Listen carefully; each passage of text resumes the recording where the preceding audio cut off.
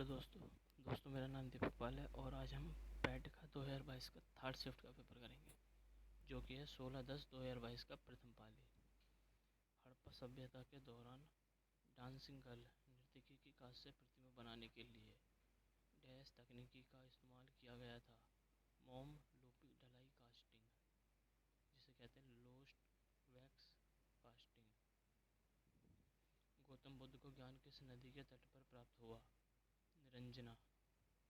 हर्षवर्धन के शासनकाल के दौरान कौन सी नई राजधानी थी जो थानेश्वर से स्थानांतरित हुई? कन्नौज।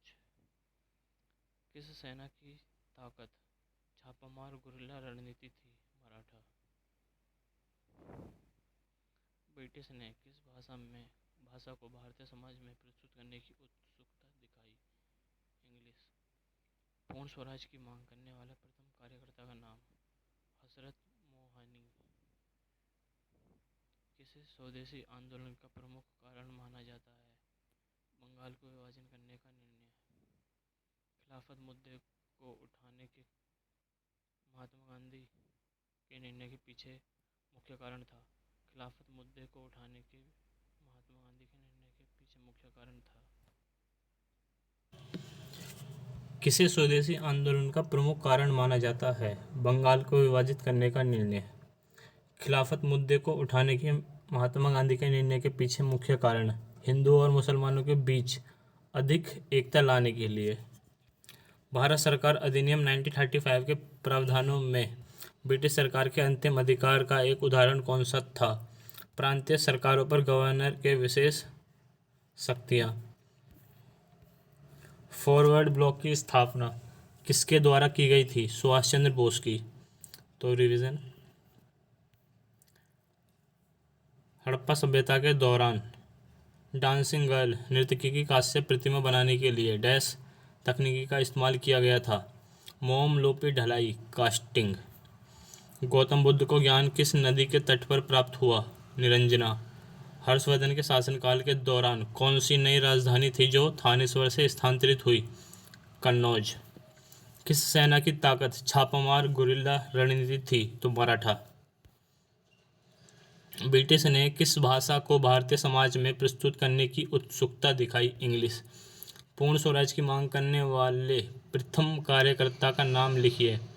हसरत मोहानी। किसे स्वदेशी आंदोलन का प्रमुख कारण माना जाता है? बंगाल को विभाजित करने का निर्णय। खिलाफत मुद्दे को उठाने के महात्मा गांधी के निर्णय के पीछे मुख्य कारण था हिंदुओं और मुसलमानों के बीच अधिक एकता लाने के लिए। भारत सरकार अधिनियम 1935 के प्रावधानों में ब्रिटिश सरकार के अंतिम अधिकार का एक उदाहरण कौन सा था? प्रांतीय सरकारों पर गवर्नर के लिए विशेष शक्तियाँ। फॉरवर्ड ब्लॉक की स्थापना किसके द्वारा की गई थी? सुभाष चंद्र बोस। लक्षद्वीप की राजधानी कौन सी है? कवरत्ती।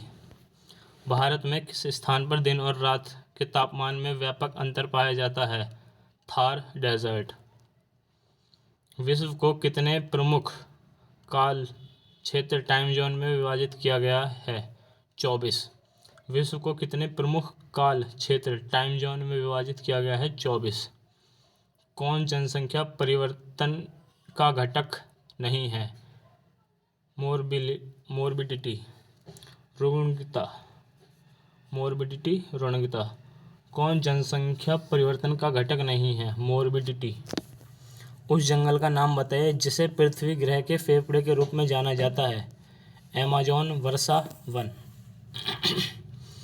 स्थिरता के साथ विकास के उद्देश्य से कौन सी पंचवर्षीय योजना की शुरुआत की गई? चौथी पंचवर्षीय योजना।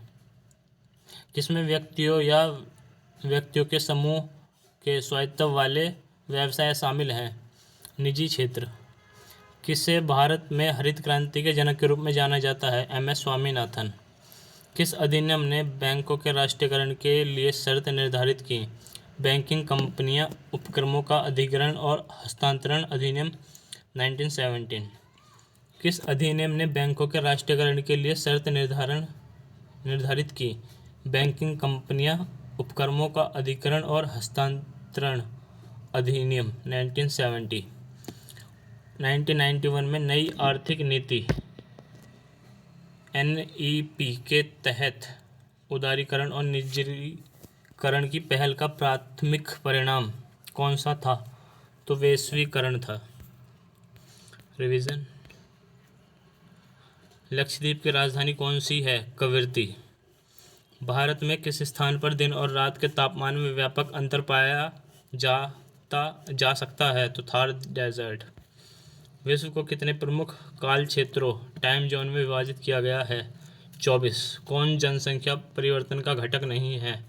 मोरबिडिटी। उस जंगल का नाम बताइए जिसे पृथ्वी ग्रह के फेफड़े के रूप में जाना जाता है? Amazon rain forest. स्थिरता के साथ विकास के उद्देश्य से कौन सी पंचवर्षीय योजना शुरू की गई थी? चौथी पंचवर्षीय योजना। किसमें व्यक्तियों या व्यक्तियों के समूह के स्वामित्व वाले व्यवसाय शामिल हैं? निजी क्षेत्र। किसे भारत में हरित क्रांति के जनक के रूप में जाना जाता है? M S Swaminathan. किस अधिनियम ने बैंकों के राष्ट्रीयकरण के लिए शर्त निर्धारण की? बैंकिंग कंपनियां उपक्रमों का अधिग्रहण और हस्तांतरण अधिनियम 1970। 1991 में नई आर्थिक नीति के तहत उदारीकरण और निजीकरण की पहल का प्राथमिक परिणाम कौन सा था? वैश्वीकरण, ग्लोबलाइजेशन। कौन सी भारतीय संविधान की मुख्य विशेषता नहीं है? द्विस्तरीय सरकार। कौन सी भारतीय संविधान की मुख्य विशेषता नहीं है? द्विस्तरीय सरकार। भारतीय संविधान के लिए डीपीएसपी किस संविधान से प्रेरित थे? तो आयरलैंड से। आयरलैंड ने कहाँ से लिया था? स्पेन से। ये भी पूछा जाता है। भारतीय संविधान के अनुच्छेद 1919 में कौन सा अधिकार शामिल है? तो right to freedom of speech and expression. भारतीय संविधान के अनुच्छेद 19 में कौन सा अधिकार शामिल है? वाक और अभिव्यक्ति स्वतंत्रता का अधिकार। संसदीय प्रणाली में कार्यपालिका किसके प्रति उत्तरदायी होती है? तो विधानमंडल। भारत की पंचायती राज व्यवस्था में कितने स्तर हैं? 3 स्तर। एक हॉर्स पावर लगभग कितने वॉट के बराबर होता है? 740 वॉट के। कौन सी एक रासायनिक अभिक्रिया नहीं है? पानी का भाप में रूपांतरण। कौन सी एक रासायनिक अभिक्रिया नहीं है? पानी का भाप में रूपांतरण। पायरिया निम्न में से किसका रोग है? मसूड़ों का। फ्लोएम एक उत्तक है जो किसमें पाया जाता है? पौधों में। कौन सा एसिड कार बैटरी में प्रयोग किया जाता है? Sulphuric acid. रिवीजन। कौन सी भारतीय संविधान की मुख्य विशेषता नहीं है? द्विस्तरीय सरकार। भारतीय संविधान के लिए डीपीएसपी राज्य नीति के निर्देशक सिद्धांत किस संविधान से प्रेरित थे? तो आयरलैंड से थे, पर मूल कहाँ के थे? ये स्पेन के। भारतीय संविधान के अनुच्छेद 19 में कौन सा अधिकार शामिल है? वाक और अभिव्यक्ति स्वतंत्रता का अधिकार। संसदीय प्रणाली में कार्यपालिका किसके प्रति उत्तरदायी होती है? विधानमंडल। भारत की पंचायती राज व्यवस्था में कितने स्तर हैं? 3 स्तर। एक हॉर्स पावर लगभग कितने वॉट के बराबर होता है? 740 वॉट के बराबर एक हॉर्स पावर होता है। कौन सी एक रासायनिक अभिक्रिया नहीं है? पानी का भाप में रूपांतरण एक रासायनिक अभिक्रिया नहीं है। पायरिया किसका रोग है? मसूड़ों का। फ्लोएम एक उत्तक है जो किस में पाया जाता है? पौधों में। कौन सा एसिड कार बैटरी में प्रयोग किया जाता है? Sulphuric acid. तो ये मैथ के क्वेश्चन हैं आपके। इसमें कौन सा भिन्न सबसे बड़ा है? तो 7/8 होगा यहाँ पे जो भी है। ये आपको सॉल्व करने हैं। ये भी ये हैं सब, ये पैसेज है, ये आंसर देने हैं। अब ये आ गया हमारा द अनामलाई रीड टेल नाम की डैमजल फ्लाई की एक नई प्रजाति की खोज किस राज्य में की गई? तो Kerala. Damselfly named. The Anamalai reedtail नाम की डैमजल फ्लाई की एक नई प्रजाति की खोज किस राज्य में की गई है? केरल।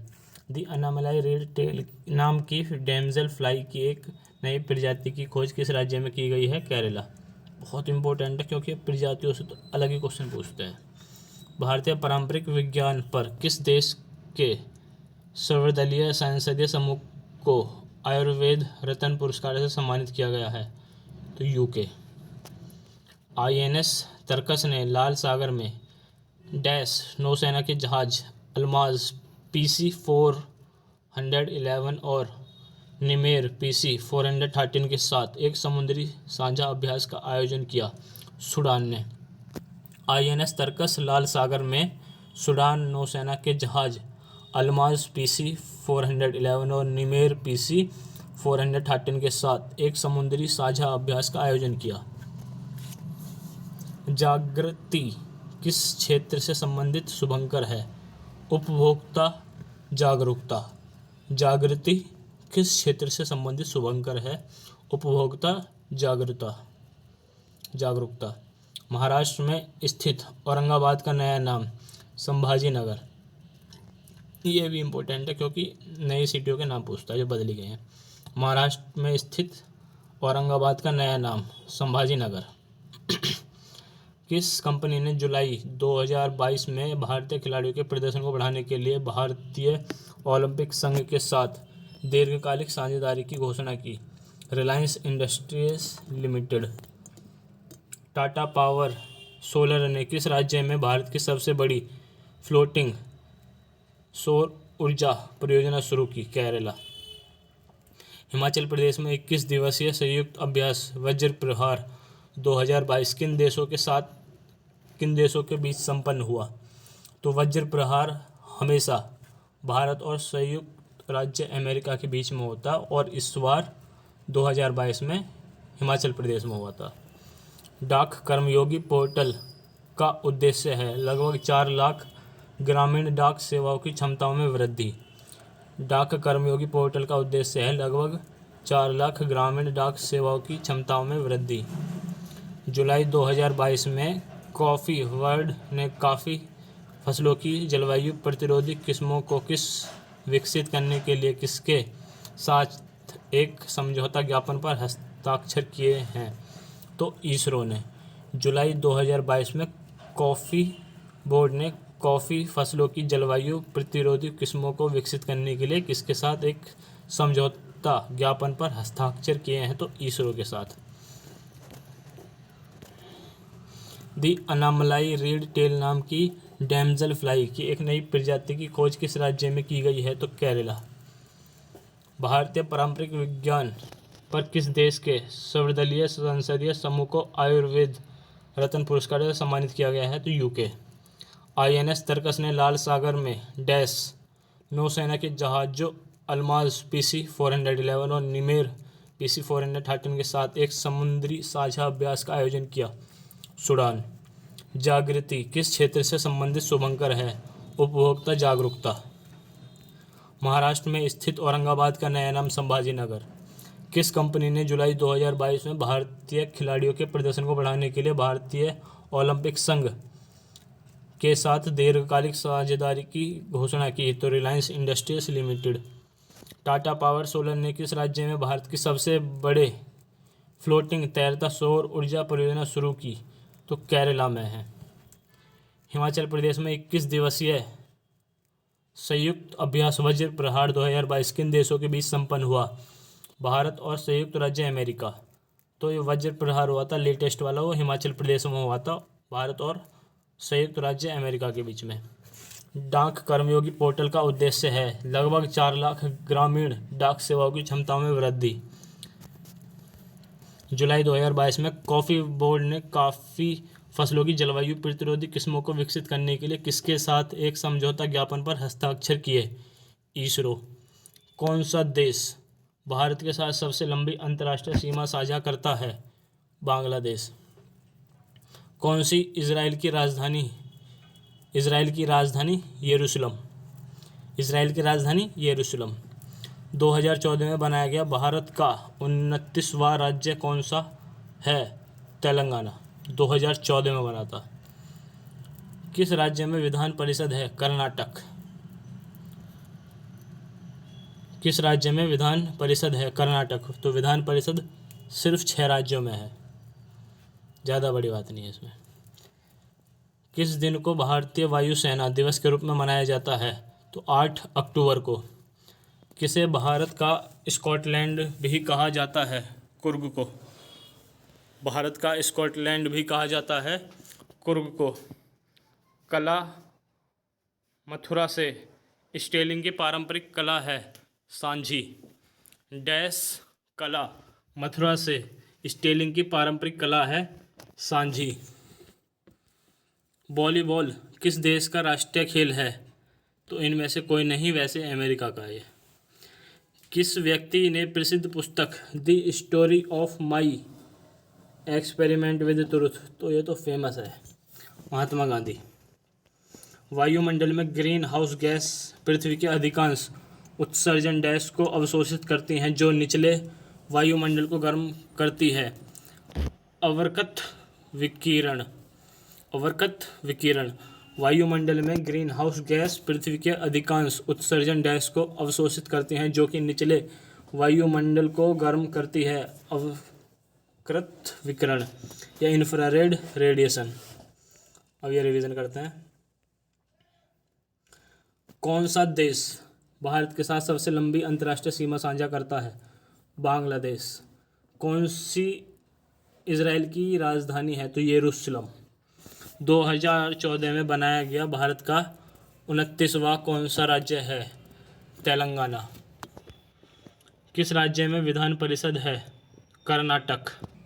और ये विधान परिषद सिर्फ 6 राज्यों में है, जिनमें से एक तो कर्नाटक है, दूसरा आंध्र प्रदेश है, तीसरा तेलंगाना है, चौथा महाराष्ट्र है, 5वां उत्तर प्रदेश है और छठा बिहार है।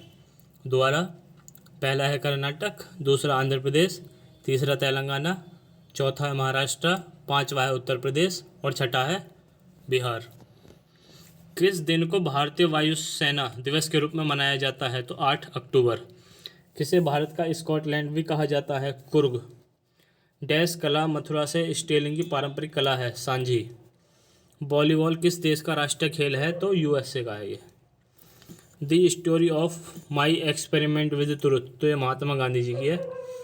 उसके बाद वायुमंडल में ग्रीन हाउस गैस के अधिकांश उत्सर्जन डैश को अवशोषित करती है जो कि निचले वायुमंडल को गर्म करती है। अवरक्त विकिरण, इंफ्रारेड रेडिएशन। अब ये आपको करना है।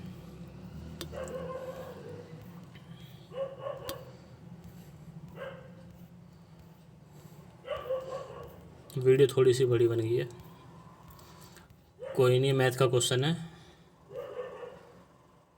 इम्पोर्टेंट है। ये एक